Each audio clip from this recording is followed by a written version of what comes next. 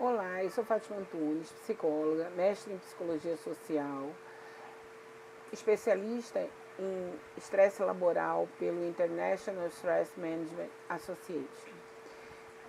O meu trabalho hoje de apresentação da disciplina é em psicologia organizacional e do trabalho. Uma área da psicologia que faz a inter-relação entre o homem e o trabalho, e as empresas, né? e a empresa. Então, de que forma a psicologia contribui no escopo da empresa e na estruturação desse homem dentro da organização. Então, são essas coisas que dizem respeito ao trabalho do psicólogo dentro dessa organização. Quando a gente fala de empresa, e aí a gente tem todo um processo de gestão envolvido, todo um processo de produção envolvido, todos esses processos eles envolvem um capital que pode ser adquirido igualmente para qualquer empresa que tenha um capital similar financeiro, né? Porém, quando a gente está falando de recursos humanos, de pessoas, não é possível que você tenha a mesma mão de obra, ainda que você tenha o mesmo capital financeiro de outra organização. Então, ou seja, isso quer dizer que a pessoa dentro da organização ela é única e exclusiva. Então, se você tem uma loja, por exemplo, de vendas de roupa infantil, uma do lado da outra, o diferencial dessas lojas pode ser exatamente o atendimento de uma e da outra, que diz respeito ao quanto a pessoa, o indivíduo que trabalha nela está satisfeito, está treinado, está bem adequado ao cargo que ele ocupa e às funções que ele vai exercer. Então, a psicologia organizacional do trabalho vem sendo cada vez mais, se tornando cada vez mais relevante no processo organizacional, exatamente porque o diferencial das empresas hoje, sejam indústrias ou serviços, é exatamente o recursos humanos, quer dizer, são exatamente as pessoas que estão ali trabalhando, né?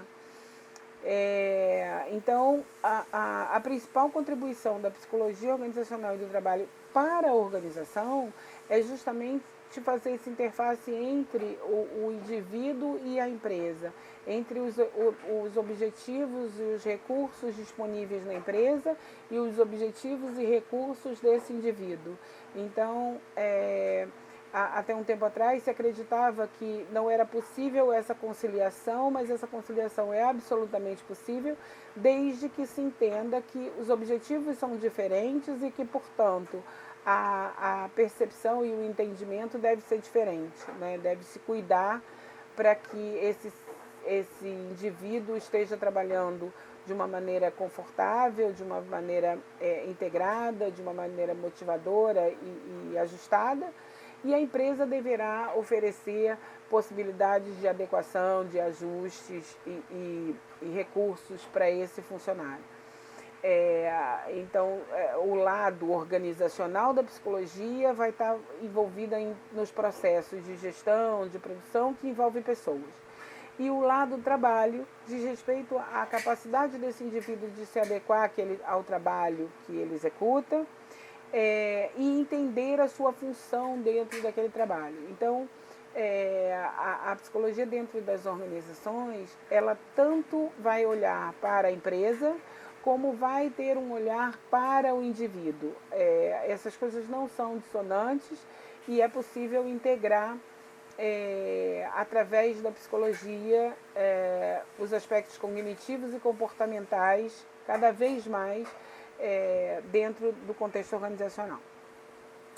As principais atuações do psicólogo dentro da empresa estão em recrutamento e seleção, em treinamento e em saúde e segurança do trabalho. Essas são as principais intervenções, não que outras atividades não sejam desenvolvidas, mas os principais setores que envolvem o psicólogo dentro da organização são esses. Então, quando a gente fala de recrutamento e seleção, a gente está falando de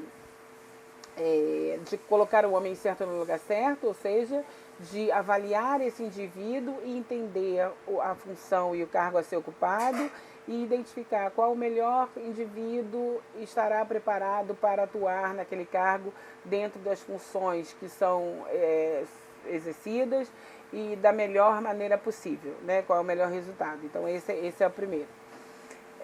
E, por outro lado, o trabalho... E aí o psicólogo tem a capacidade de avaliação cognitiva e comportamental. Então, o psicólogo é o único profissional especialista na avaliação psicológica, que pode fazer avaliação psicológica.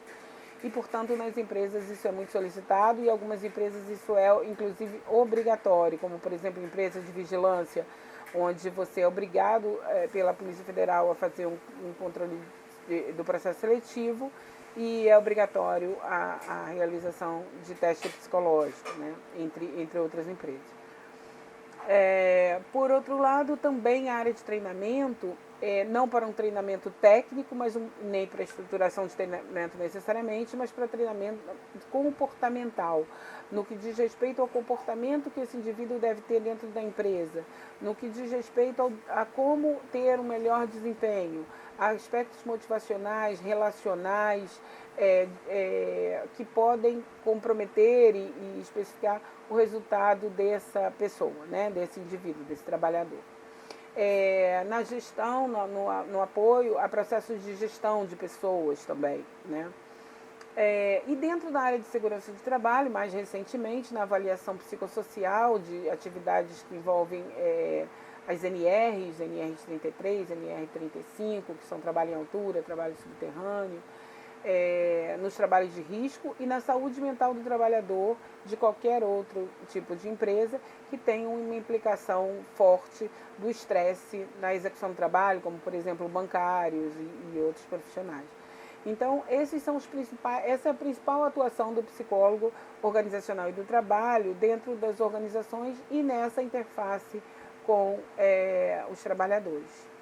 Obrigada. Até a próxima aula.